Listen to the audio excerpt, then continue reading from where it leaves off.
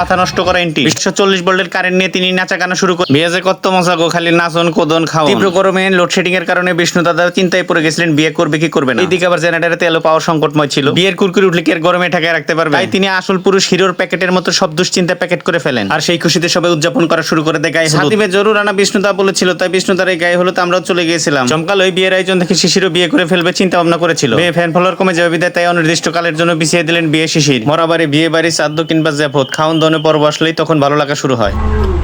আমরা বোনা খিচুড়ি খাচ্ছি, মজা লাগতেছে না? অনেক সুন্দর হয়েছে কিন্তু রান্নাটা।